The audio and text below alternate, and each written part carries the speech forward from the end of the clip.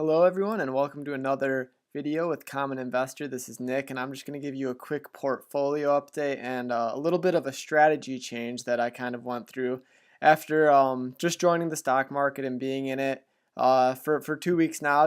I've been doing a lot of research, watching YouTube videos, reading a lot of stuff online about the stock market since I've actually started here on Robinhood. So if you'd really like to join me along this journey of me just getting started, just started about 2 weeks ago, hit that subscribe button and you'll see more quality videos, more videos of my portfolio growing over time, me putting more money into it, and you can join me along on that journey. So I'm just gonna put this down a little bit into the corner, and as you can see right here, my portfolio is hovering around $219 as we speak. But last time you saw my portfolio, or if you may not have seen my portfolio, I'll explain it now. I had shares of Crocs in my portfolio, ticker symbol CROX, but I've actually sold off those shares. And if we just quickly go look at Crocs and how they've been doing over the past couple weeks, if we bring that to a monthly view just to get a better view. So they kind of dropped down here after their earnings statement, and really this drop isn't really why I sold them off. I did sell them off after the drop. You might be saying, oh, never sell for a loss. You should always sell for a profit. Well, I didn't really sell it because it was going down. I sold it for other reasons. I'll explain that in just a bit and explain why I sold off my 6 shares of Crocs to purchase a share of Facebook. I also have a share of Coca-Cola. I'll get into that a little bit. So why did I sell Crocs? So if I just put this to the side, you can see I kind of explained I bought 6 shares of Crocs total. I actually bought them not all at the same time and not all for the same price. So I bought my first 3 shares at $28.36. That was around the market value on February 19th. That was when I was just starting Robinhood, didn't really know that much about it, so I just decided, I thought Crocs was a good company. I have Crocs, I use their products, so that's really why I bought it. So if you look at their graph here of how they've been doing over the past 3 months, or even a year, I was like, oh, they're going up, it must be a good company, I'm going to invest in them and they'll just keep going up and I'll make a profit. Really after learning a lot, after studying the stock market, watching videos, really educating myself on it, I realized that's not really how it works. It's not always just going to go up just because it's going up and it's a good company. That's just not how it works. So you can see here, as they were going down, they went down to around $25. I wanted to try and reduce my average cost of the Crocs. So if you took my total price and divided that by 6, my average cost was $27.11. That's my average cost of the Crocs. But really, so I had $162 in Crocs, and I actually sold them just today for $24.81, just because I didn't want my money in Crocs anymore and I wanted to open up the portfolio and my money to invest in other things.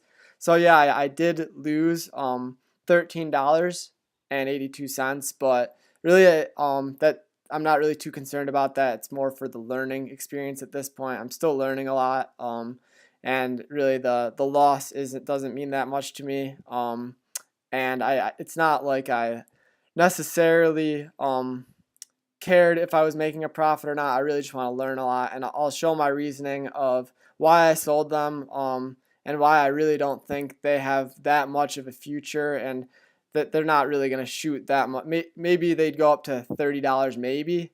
Even at that, I think they'd be a little bit overpriced. So if we go over to the Crocs information that's displayed over on Robinhood, we'll get like a little section about the company. They design, develop, manufacture casual footwear, apparel, accessories for men, women, children. We'll get the CEO's name, their market cap, their price to earnings ratio, dividend yield. We don't really get that much information on here. So what I'm trying to say is, if you're using Robinhood, don't use Robinhood as a way to actually determine what stocks you're going to be investing in, because you're not getting that much information. So what I'd use to start off is try to dig a little bit deeper, and I've learned that important things to look at are an earnings statement, the income statement, and then their 10K form. Those are three huge things that you need to look in, especially for what I plan on and my style that I plan on investing, which is more of long-term holds, maybe in that 1 to 3 year range. So if you're day trading or maybe even swing trading, this technique might not be applicable to you, but it's always still a good thing to consider how a company's doing and what you're investing in, because you don't want to be investing in companies that don't have that upward potential, or else you're not going to make money. You want the company to be making money so you can make money. So if we go over to Crocs, I've already looked them up on Yahoo Finance right here. So Yahoo Finance provides pretty good information on different companies. You can get pretty much what you need to know as far as their financials. So you'll get their income statements and their balance sheets. So these two things, income statements and balance sheets, are very important when you're looking into investing in a company, especially in a longer term hold, like 1 to 3 years, as I plan on making that my investing style. So we're looking at the income statement here, and we want to look at, or what I'm looking at and how I plan on deciding what I want to invest in. I'm going to be looking at their gross profit. So this is how much money they bring in. Keep note, this is in thousands of dollars, so it's actually $560 million right here. So it's not just $560,000. They're bringing in a good amount of money, but this still isn't that much if you looked at in terms of bigger companies. But either way, so if we go back to, it's good to compare it on an annual basis so we can kind of track their profit over the years. So if we look, in 2015, they made $510 million in profit.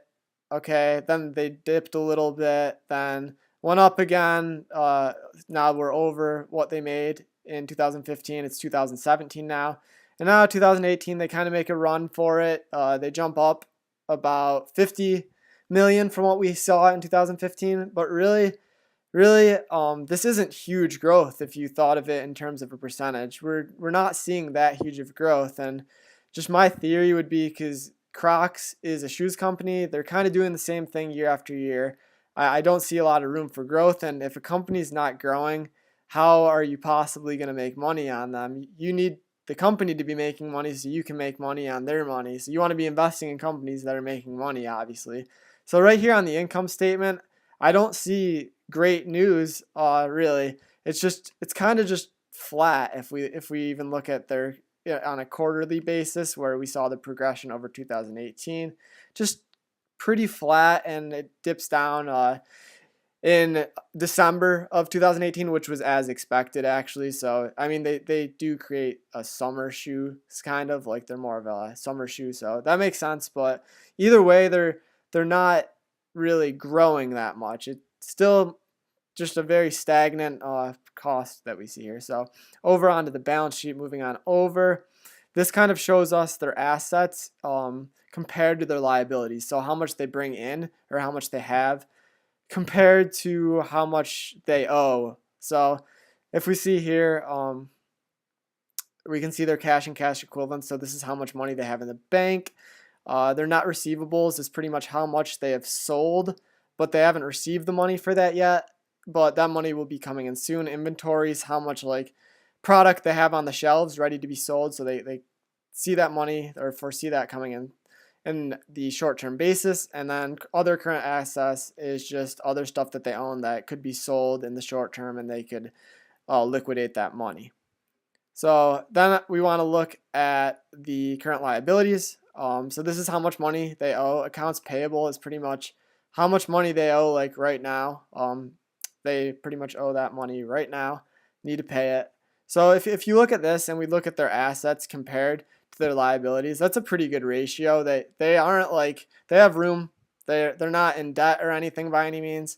Nothing like insane right here that I'd be like, wow, like they have a lot of money compared to their debt. But it's decent, but still the income is still bothering me because look, over their assets through the years, um, it hasn't changed that much. It was 445, 425, 425, and then it went down. So it didn't even change from 2016 to 17, which is, wouldn't you want to be making money? Don't you want more assets? And then it went down in 2018. I'm not exactly sure why. They must have. I know they are trying to grow their brand, so that they must be putting money and spending money on stuff like that. But still, you want that to be going up. You don't want that to be going down. So enter why I have purchased or picked up some shares of Facebook, because I picked up Facebook because I actually truly believe that Facebook has room for growth. I definitely would not sell Facebook right now. Even if that dipped, it's at 165 right now. If that went to 155, I wouldn't be worried, because I looked over everything in Facebook, and I have faith in the company. I truly believe this is gonna shoot up anytime in the next 1 to 2 years, and I'd be willing to hold on to it for that long, because I know that this is undervalued for what the company is worth. So if we just look on that same Yahoo Finance sheet, this is the income statement for Facebook. Now, if you go back to 2015 here, they brought in $15 billion that year. Okay, that's a lot of money. Now, it's not really, oh, they brought in more than Crocs, so I'm going to invest in them. That's not really what I'm looking at. I'm looking at comparing all these years. So 15 billion, 23 billion, 35 billion, 46 billion. We see a very, very solid upward trend. There's no denying that Facebook is bringing in more revenue every year. That's undoubtable. You couldn't really argue that. Even you can kind of see that from the quarterly plot here, but it's really easy to see if you look at the yearly plot. And a lot of this revenue is coming in through ad revenue on their two biggest platforms, known as obviously the Facebook platform, and then they also own Instagram, as they bought them in 2012, if you weren't aware of that. So those are two of the biggest social media platforms that they own, and they're selling ad revenue to. So that's not really all I used. I'll also go over the balance sheet here. So if you look at Facebook's total assets, $50 billion. And then if we compare that to their total liabilities, $7 billion. So they are not in debt by any means. They have much, much more money than they know what to do with. So that's always good to see. And if you just think about it, that makes sense. They're running a website. There's not much infrastructure there. It's pretty much all online. They do obviously have employees' offices and stuff like that, but not nearly as much as something like if you were running a shoe company, where you actually need manufacturing plants and big stores and warehouses and stuff like that. So this already is looking good, because look, this is more than 5 times. Their assets are more than 5 times their liabilities, which is great to see from a company. So if anything is to happen to this company, if there's a recession to happen, they're going to be able to overcome it, because they have money in the bank right here. So that's not really all I looked at. I didn't just look at the balance sheets and income statements. I also learned that it's important to look at these sheets called 10Ks. So this is a 10K right here. This is a 10K for Facebook, and then I'll compare it to the one for Crocs, just to show you why I think that my portfolio and my decision to invest in Facebook over a company like Crocs is a better strategy in the stock market, especially for a long-term holding.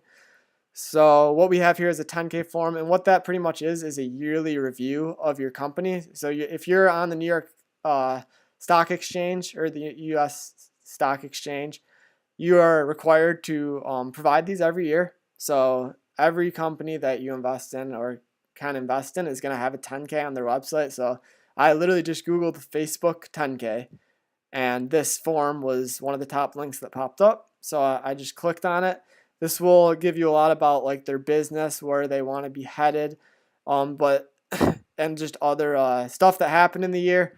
So it's good to look through that. But what I want to show today is the risk factors. So this will go over like some things you need to consider, some potential risks that you should consider when you're investing in a company, and you want to look at these to see if the company is noting some risk that you might want to think about. So this is for Facebook. So if it's their first risk that they propose here is if they fail to retain existing users or add new users, or if users decrease their level of engagement with our products, their business may be significantly harmed. So if people just stopped using Facebook, or there was a decline in Facebook due to whatever reason, this goes for Instagram too because they own Instagram, then their business would be harmed. And this is because less people would be getting their ads would be getting less impressions, so they wouldn't be getting as much money through their ad revenue, and that's where they get all their money, is ad revenue. So really, when you're looking at these, you gotta think, is this possible? Is this a good reason? Like, obviously, if the users do decrease, this is gonna happen, but you gotta think, is that gonna happen in the next 1 to 2 years? And the answer for me personally, I don't think people are gonna stop using Facebook in the next 1 to 2 years on a dramatic scale. So I kind of would think this isn't that much of a risk. I don't think people aren't going to stop using Facebook or Instagram. Those are two of the biggest social media platforms in the world right now. So then scroll down. You don't want to just stop right there.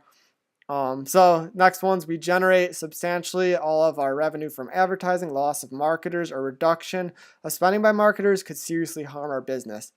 So yeah, if people stop, if ads or people that are putting money into Facebook to get their ads on there decided, I don't want to go with Facebook anymore, yeah, they're not gonna get as much profit. But if we see over the past 4 years, it's been growing, and I've done some research that companies are becoming they're kind of noticing that spending their money on a TV ad is not as effective as spending their money on an ad on a website or on the internet. It's more effective when you put your ads on the internet in today's society. So I don't see this being a problem in the near future. So yes, it would be a problem if it were to happen, but I don't see it being a realistic problem in the near future. So that's why I would kind of just not worry that much about this one. So this one goes over our user growth, engagement, and monetization on mobile devices depend on effective operation with mobile operating system, networks, technology, products, and standards that we do not control. So for example, if you're looking on Facebook on your iPhone, which is connected through the Verizon wireless network or such, Facebook has no control of how well your iPhone's working or how well your connection is to Verizon wireless. This could be a problem for sure, but I do think that for the most part, people's phones manufacturers are pretty solid at this point, and wireless connections are pretty solid at this point. They're only getting better and better, so not too much of a problem for me to worry about. Business is highly competitive. I'll just debunk that right now. It's the #1 platform. It's not just going to decline in one day. Facebook or Instagram, not just going to go away overnight. So you'd definitely be able to foresee that coming if there was a competitor. Facebook has so much money that if there was a competitor, they would definitely be onto something and trying to figure it out to overcome that. So we'll just debunk that for now. Two that I am worried about is actions by governments that restrict access to Facebook or other products in countries. This is definitely something that's worrisome. If a government did not like Facebook and prohibited it, definitely wouldn't happen in the United States, I don't think, but maybe in other governments. That's a problem. They wouldn't be able to sell advertising. People wouldn't be able to use Facebook. So that's something that would be a consideration. That wouldn't be good. So you need to keep track of the news on Facebook to make sure that everything's going good from that viewpoint. So really the biggest thing you can see from Facebook's 10K in terms of risk factors is security. So you want Facebook to be private. You want all your information to be private, and you don't want security breaches because that's going to lead to bad publicity. So that would worry me.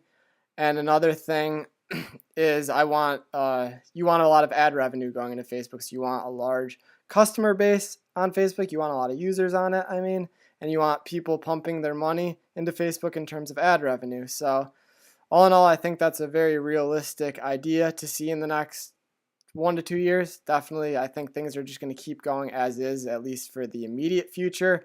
Can't really foresee. I don't know how far that will keep going for, so obviously you'd have to stay up to date with this, stay in the news, make sure everything's going fine. But let's compare that to the 10K of Crocs and their risk factors. And these kind of might worry me a little bit more than the Facebook ones. So risk factors right here, this is just the 10K for Crocs, same exact thing. And from here, we can see our success depends substantially on the value of our brand and value to strengthen and preserve this value. So, okay, they got to keep their brand name very positive, got to keep their brand successful and represent what they want it to represent. I think that's very doable. They could do that. I don't see why not. We may be unable to successfully execute our long-term goal strategy, maintain or grow our current revenue, or accurately forecast geographic demand and supply for our products. Okay, that kind of worries me. They might not be able to successfully execute their long-term growth strategy. You want them to grow. You don't want them to be unsure if they're able to do it. So that kind of worries me. There can be no assurance that the strategic plans we have begun to implement will be successful. All right, that's very worrisome. Why? Okay, if you're not confident that your strategic plans aren't going to be successful, I'm kind of worried. If our online e-commerce sites does not function effectively, our business and financial results could be adversely affected. It's kind of obvious. If they aren't selling stuff, it's going to be bad. We face significant competition. That worries me, that there's a lot of competition in the shoe market compared to something like Facebook, a social media platform. No one's really competing with Facebook. No one's competing with Facebook and Instagram, maybe Snapchat and Twitter.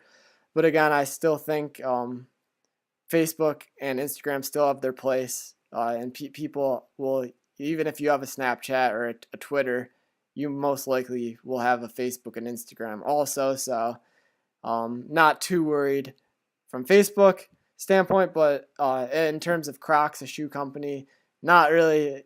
You might not own a pair of Crocs. It's just as simple as that. There's other alternatives to Crocs that do just as well, and it's a little bit more worrisome.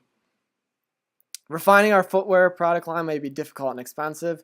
I can understand that. I can see that, and it's hard to kind of innovate and keep growing this brand, and you can even see that through their income statements. So it's just kind of more of this stuff of just growing is going to be hard on their income statement.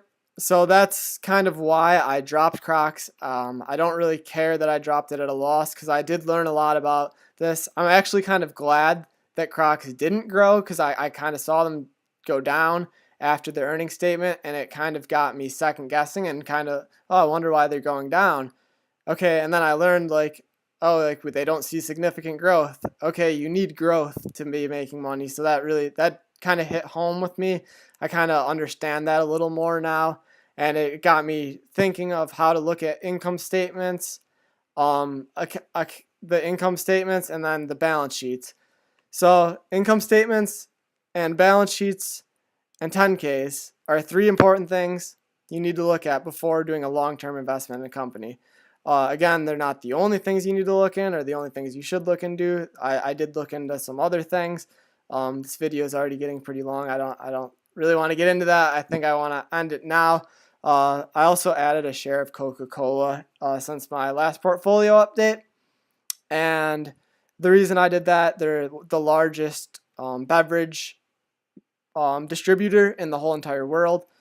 And I don't think they're going to be brought down in the near future. I also took a look at their balance sheets, earnings statements. Not as impressive as something like Facebook, but the really big thing here is that they do pay a dividend, a 3% dividend, and they've always been known to pay a dividend. So I kind of wanted to get into a stock that pays a dividend, and I do know, I am confident that I would be able to sell Coca-Cola for a profit for sure. Like, there's not a doubt in my head, so I know I'm not going to lose any money there, especially commission-free Robinhood. So let me know what you think about my portfolio update, my new investing strategy here on Robinhood. Let me know if you thought it was a good decision to sell Crocs, or I should have waited for them to pop back up to above $30, because I do think that could be possible. Maybe not. Maybe could be. I could see where you could argue that, though. So let me know what you think. If you liked the video, definitely give it a thumbs up. Maybe leave a comment of what you think and hit that subscription button. And we will see you in the next portfolio update. So really, thanks for watching, and I appreciate it.